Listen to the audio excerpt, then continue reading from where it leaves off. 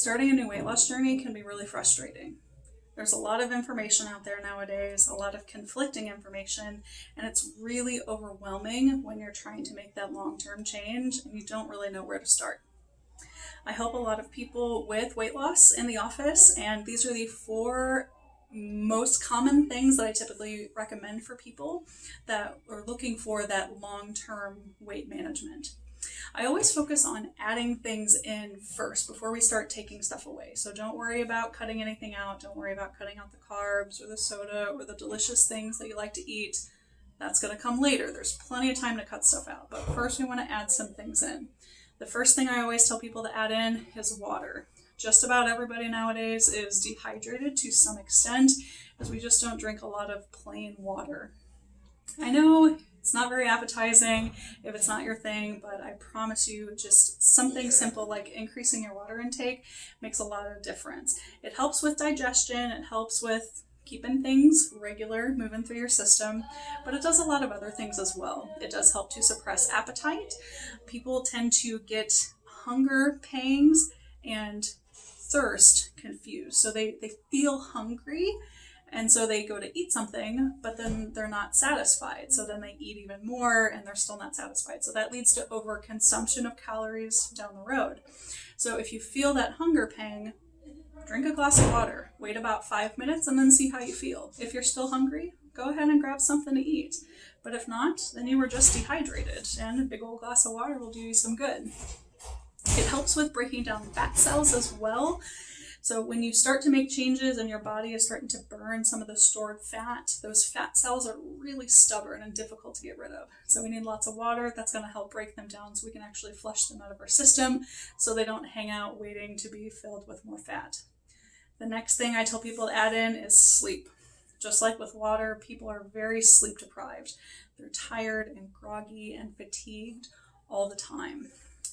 A lot of really good benefits happen in a full night's rest. So it does help you feel more rested and energized throughout the day. But every time you go into a deep sleep, your body does an inventory on what needs to be addressed and what things need to be worked on. So if you don't get good quality sleep, you're not able to fully recover from the day or the week that you had before. Getting sufficient sleep also helps with hormone balances, specifically cortisol. So cortisol is that hormone that helps you, cortisol is the hormone that makes you feel hungry even when you're not hungry. So again, that could potentially lead to overeating. It affects insulin resistance, so you actually have increased insulin resistance, so you're less likely to burn the sugars that are in your bloodstream. So that gets turned into fat and then is stored again. So getting good sufficient rest helps to lower insulin resistance so that stubborn cortisol doesn't cause us to store more fat than what we care to store.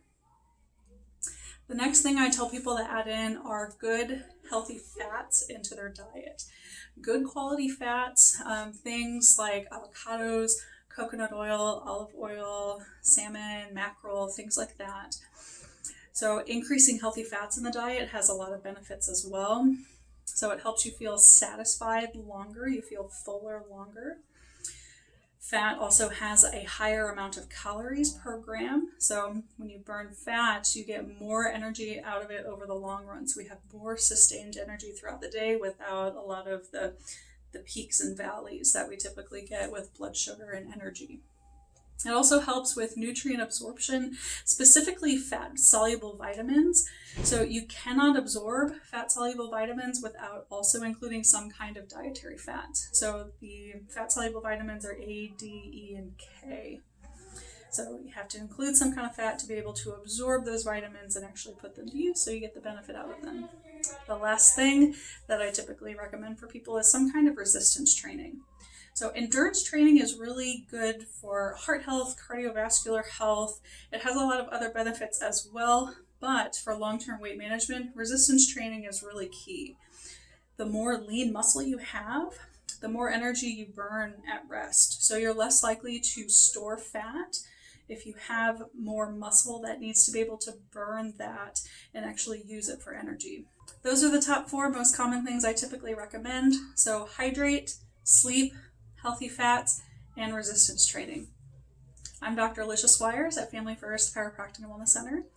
If you are on a weight loss journey and you need a little bitty boost just to get you on the right track, don't hesitate to reach out and let me know. Thank you so much.